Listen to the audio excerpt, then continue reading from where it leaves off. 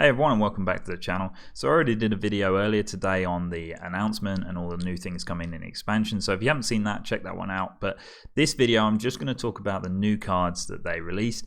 They've done 16 new cards, which is quite a lot for an expansion announcement, so I'm going to be going through them here. We've also got some new mechanics such as Overkill, I'll go into details on that as well, and legendary minions, etc. So it's pretty exciting. I'm going to do it by class, so let's start with Druid. They have only announced one Druid card so far, and that is called the Savage Striker. It's a 2-mana common minion, has 2 attack and 3 health, so the body's kind of pretty standard for a 2-mana card, and it has the battle cry of deal damage to an enemy minion equal to your hero's attack. So this card isn't particularly exciting at the moment. I think it obviously has some pretty good implications if you play this with Malfurion, the Death Knight card, because you can give him +3 attack with his hero power. Then you've got a 2-mana 2/3 that deals 3 damage. But is that really effective at that point in the game? I don't think so. Ultimately, you're probably only going to be dealing 1 damage with this, and that's when you use your standard hero power. And then with that, you need 4 mana to do it. So it's not even a particularly good turn 4 play. So not a great card. Maybe we'll see some more cards which are aimed at giving your hero more attack, but I, for one, am not particularly bothered about seeing an underpowered Druid card. So moving on now to Hunter, and we've got 2 cards to show for Hunter. The first one is called Baited Arrow. It's a spell, and this one includes Overkill, which is a new keyword. I'll explain that, but it costs 5 mana. It's a common spell, and it deals 3 damage, and if you achieve Overkill, you summon a 5/5 Devil Saw. Now, what Overkill means is if you do more damage to a minion than is actually required to kill it, then you trigger the Overkill. So in this example, the minion has to have 2 health or 1 health, and then you'll be able to do an Overkill of 1 or 2 damage, which will then summon you a 5/5 Devil Saw. Honestly, this is not a good card in my opinion, I don't really think, because you're spending 5 mana, and yes, you might get a 5/5 Devil Saw, but you might actually only do 3 damage, because if the minion's got more than 2 health, then dealing 3 damage to it won't actually summon the 5/5 Devil Saw. So it's not a great card, to be honest. I think it's one where you want to be trading other minions in, get your opponent's minion to less than 3 health, and then playing this 3 damage card just to summon a 5/5 Devil Saw. Hunter has much better ways to do that with the eggs and play dead, for example. It doesn't seem like one that's very good to me. Next up is the Springpaw. Now this is a 1-mana 1/1 beast for Hunter, and it has Rush, and it also has Battle Cry. Add a 1/1 links with Rush to your hand, so it basically puts another copy of the same card. So that's pretty okay. Initially you'd look at it and think, well, it can go in Quest Hunter, because Quest Hunter wants you to summon 1-cost minions. This effectively gives you 2 in 1 card, so that does really help. But we saw with Skaterbot that which was the 1/1 mech with Rush, it didn't really take off, and that had some potentially good uses by being able to magnetize other bigger minions to it and then using the Rush effect. This you could use similarly with potentially a Crackling Razormaw or even a Houndmaster. So you play this, then play those on there, and you've got a bit of a bigger Rush minion. Also, another way it could work is potentially with the Toxmonger, which is the 4-mana 2/4 card, which gives a minion poisonous when you summon a 1-mana minion. So effectively, you could play Toxmonger and then play 2 of these, and you've got 2. Well, play the Springpaw, then the Lynx, and you've got 2 1/1 minions with Rush that have poisonous. So that's a really effective way to get rid of some pretty big minions on the board. Hunter doesn't have too many good 1-drops. They're often playing Candle Shot, so it'll be really interesting to see how this one fits into Hunter. Next up is Mage. Now, Mage, we've got 2 cards to look at, and we have got the first legendary minion here to look at for Mage, and this is a legendary champion. Each class is going to get one. They'll also get a legendary lower card, which I'll go into later.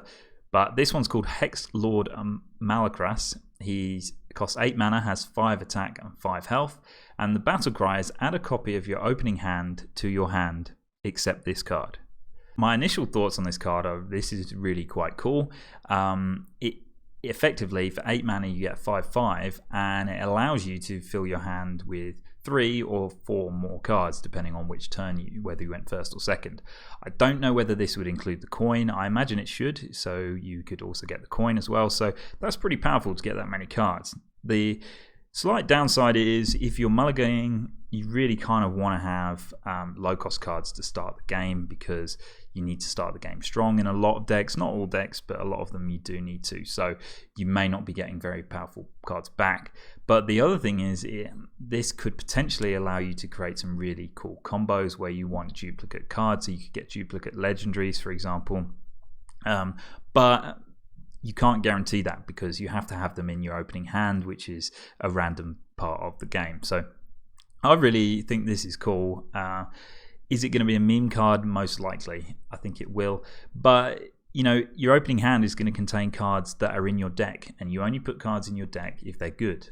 So on turn 8, if you play this, you're getting a bunch of new good cards back in your hand. They're not random, they are cards that you have in your deck. So it could be potentially quite powerful, we'll see. And 8 mana 5/5, although the stats are weak, it's not incredibly weak for an 8 mana card. So with that effect, I should add. So really cool one. I'm really looking forward to trying to see what you can come up with this card.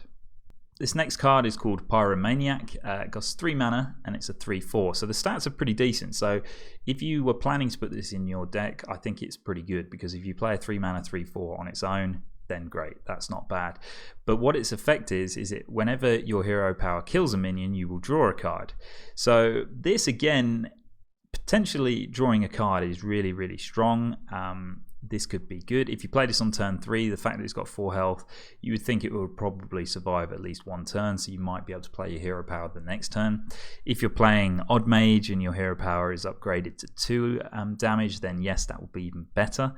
So, and obviously with Jaina, when you're playing Frostit's Jaina, you're always looking to try and kill minions with your hero power, because it summons an elemental as well. However, is this strong enough to put in a deck? I don't know. We'll have to see how many cards to play with will affect your Mage's hero power. Would an Odd Mage really want to put this in there? Maybe, maybe not. We'll see. But if you can make it work, drawing a card is really powerful. Next up, let's take a look at Paladin. We've got 2 cards to look at here. The first one is called Immortal Prelate. It's a 2 mana epic card. It has 1 attack and 3 health, and I quite like this card. I think it's a little bit more than a meme card, I would say. I think you could probably design a deck around this, but it is quite slow. But the death rattle is shuffle this into your deck, and it keeps any enchantments. Now, Paladin has got some great enchantments to put on minions. So Sound the Bells, for example, you could do loads of buffs to this, and then you get it back as a 2 mana huge minion. Spike Rich Steed, I mean, imagine just playing Spike Rich Steed on this card once. It dies, goes into your deck, comes back out, and then you play it for 2 mana, and it's already got a Spike Rich Steed on there. And that's just with 1 buff. You could potentially put loads more buffs on this. It is epic, so you can put 2 in your deck, so that would make things a little bit more complicated, because they won't both keep the same enchantments, only the ones that you put on there. But still, that is really quite good, and you could get some really strong tempo plays. When you initially play it for 2 mana, it's pretty bad, but once you put these big buff spells on it, you know, it could be really good. It's potentially weak to, well, not potentially, it's very weak to silence, unfortunately. So, you know, any target that you're planning on putting buffs on, it is a target for your opponent to silence. So if you put like Spike Rich Steed on this, they could silence it and then suddenly loses its death rattle, and it's just a 2 mana 1/3 with nothing. So that is something to look out for. But silence isn't always run. And if they're not, I think this could be a really cool card to put into a Paladin deck. You can also draw it initially with Christology. That's a new card that draws 2 1 attack minions from your deck. So you could draw 2 of these by playing Christology. So there's a lot of potential here for a cool kind of control Paladin deck to go with this. I think it needs to go onto a control Paladin. I don't think it would be too slow to go into any other kind of Paladin deck. One thing to note is as well, it comes out with Call to Arms, so that could be a positive or a negative. If you pull it out before you're ready to buff it, then it could die, and then you just get another 2 mana 3/1 back in your deck. But if you play Call to Arms and you've got a buff spell in your hand that you can play on the same turn, then it's really good. So I like this card. I think that's pretty cool. I'm really looking forward to trying it. And speaking of cards that I like, I also really like Shirvallah the Tiger. Now this is a really cool lower card. Every class is going to be getting these lower minions. They're kind of super powerful godlike cards. Now this one does cost 25 mana, which obviously creates some issues, but I think it's really cool. So the attack is 7, has health of 5, it's a beast, and it has Divine Shield, Rush, and Lifesteal. Now, Rush and Lifesteal we've seen combined is very strong, and the Divine Shield means it will last at least 1 turn. But the effect of this card is it costs 1 less for each mana you've spent on spells during the game. Now, we've seen other cards like Mountain Giant. When you reduce the cost of them, they can be so strong. And this one, though, is... I think they've designed this card very well because it's not the sort of card you're going to be able to play like a Mountain Giant on turn 3 or turn 4. This is a late game card because, of course, at 25 mana, you need to be spending a lot of mana on spells throughout the game to be able to get it even to be playable. But there's a deck that I'm playing at the moment, OTK Paladin. In that deck, I have 39 mana worth of spells.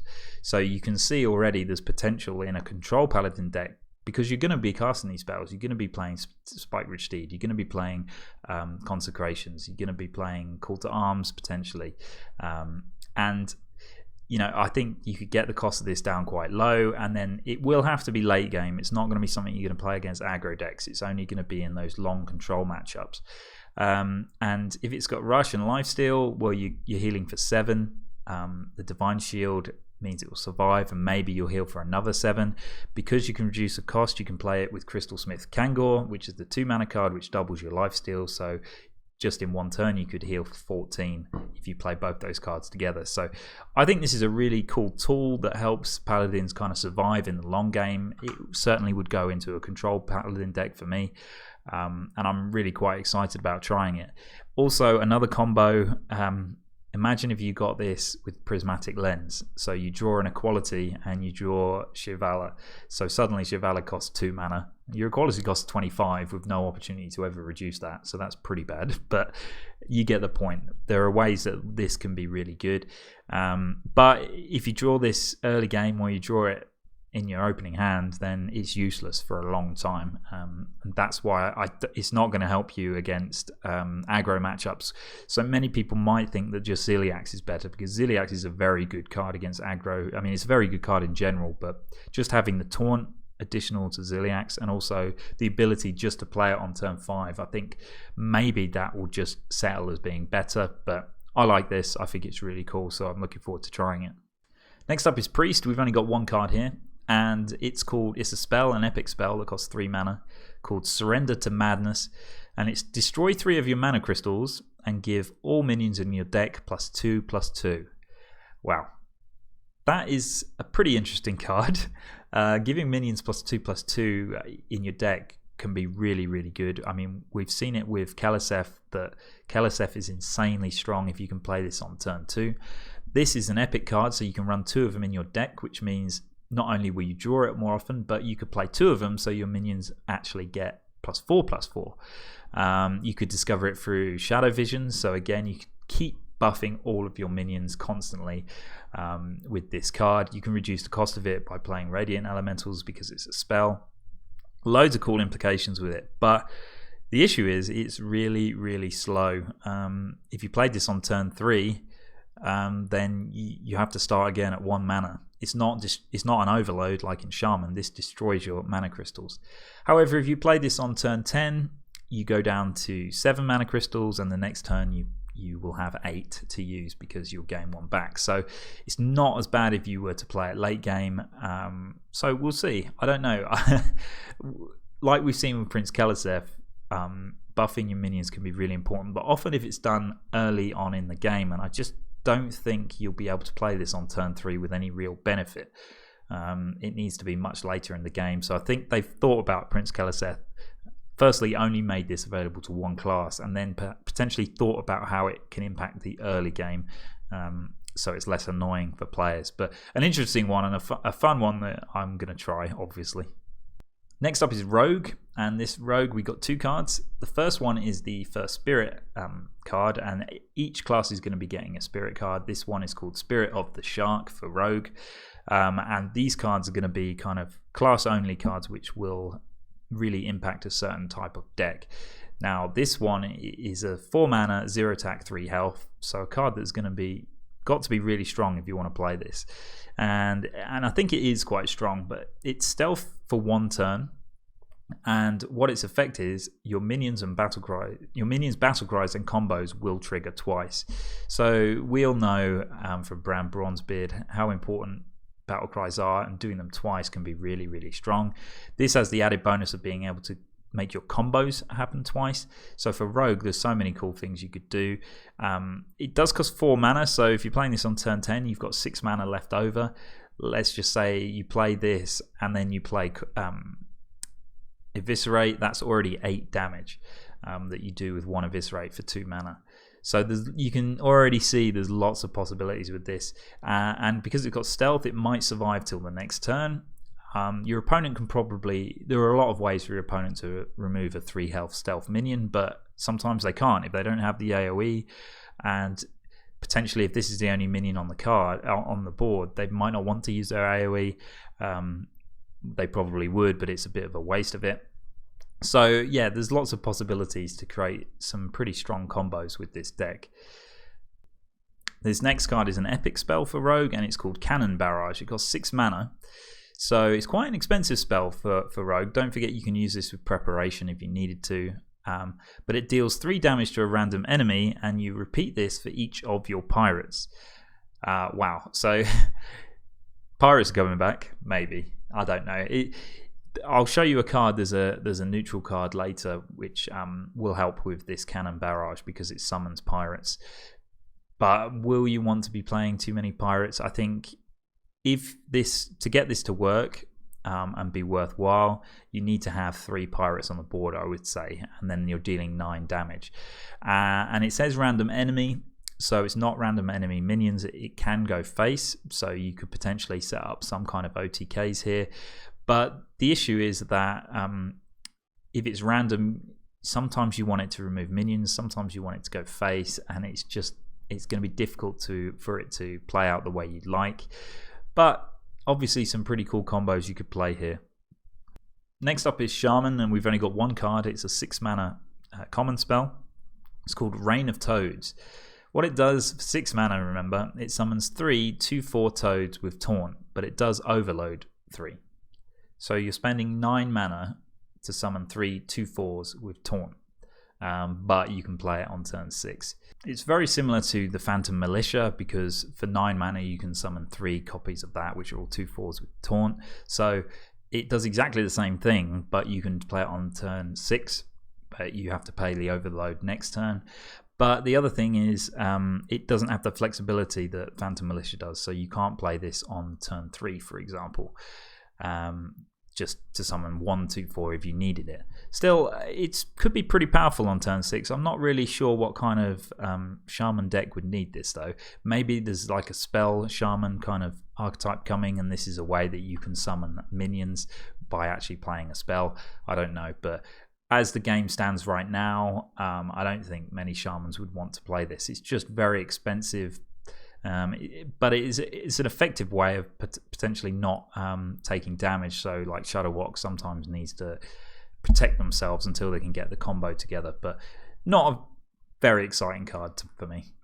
Next up, let's take a look at Warlock, and we've got 3 cards here. The first being a really, really interesting epic spell that costs 8 mana. It's called Void Contract. And what it does is it destroys half of each player's deck. This is seems like madness to me. 8 mana and you destroy half of your own deck and half of your opponent's decks. So it does have some uses, because of course if you're playing against combo decks, so you're playing Malacrass Druid for example, you could get some really effective plays here. So you play this for 8 mana, and if the Malacrass is still in their deck, you can destroy it. Potentially they've got their Florist in the deck still, you can destroy that. Loads of possibilities where you could destroy your opponent's cards. The problem is you're spending 8 mana and you're not doing anything that turn that impacts the board so it's really difficult to recover from. Not only that, you're destroying half of your own deck as well, so you might have Gul'dan in there. Really strange card. I think it's targeted towards killing or destroying combo decks. But by turn 8, you're probably going to destroy, depending on how many cards your opponent has drawn, you're probably going to destroy kind of 8 to 10 cards, probably not more than that. And the advantage, I suppose, is that Warlock usually would draw more cards than their opponent, so you'll get less destroyed. But I'm not sure this will see too much play, just because 8 mana is really expensive, and only if you're targeting specific combo decks would it really be powerful. Next is the legendary champion card for Warlock. This one's called Hir'eek the Bat. It costs 8 mana and it's a 1/1. So it's got to be good if it's got those stats. But it does have a battle cry of fill your board with copies of this minion. So it's a beast. And let's just say you play this on turn 8, just as it is, you'll get 7/1/1. So it's pretty bad in that respect. Obviously, what you want to do with this card is buff it in some cases. Now, Warlock doesn't have many buffing mechanics.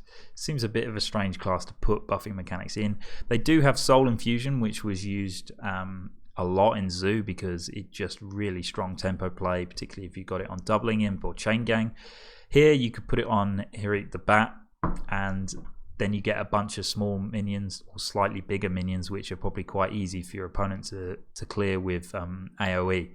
So unless they're going to introduce some more buff minions, I don't really see this being very good. And it's not even a demon, so it's a beast. So there are other ways to buff demons in your hand, for example, in Warlock, but this one isn't that great. The next card does synergize with it and could potentially make it worthwhile, and it's the Spirit card for Warlock. It's a 2 mana 0/3. It has stealth for 1 turn again, and it's after a friendly minion dies, give a minion in your hand +1/+1. So there's potential for this to be able to buff your Hir'eek the Bat, and then suddenly you've got a big Hir'eek the Bat that you can play on turn 8. But is it really worth it? I don't think so. You're playing 2 mana to have no attack or any stat value on the board. You have to trade in your own friendly minions to make the buff actually happen, and then when the buff happens, there's no guarantee it will go on Hir'eek the Bat. Still, this could potentially go into a Zoo deck because you can not only buff Spirit the Bat later on with a Fungal Mancer, for example, but giving minions in your hand +1/+1 could be pretty good. But Zoo decks don't really have big hands. They usually only have a very small hand. They just play what they get. So I don't think it would fit too well into that deck either. So this looks like Blizzard saying, look, Warlock's already pretty strong. We're just going to put 2 bad cards into their deck. So, so I don't think there's going to be too many implications with these 2 cards. I might be wrong with what else comes out, but at the moment they don't seem very good to me. Finally, for the class cards, we've got Warrior, and this is another Overkill card. I explained Overkill before, and I quite like this one. This one's called Soul Thraze. It's epic. It costs 6 mana. It's a weapon. Has 4 attack and 4 durability, and the Overkill effect is you may attack again. So the idea with this is if you attack a minion with 3 or less health, it will die, you'll trigger Overkill, and you can attack again.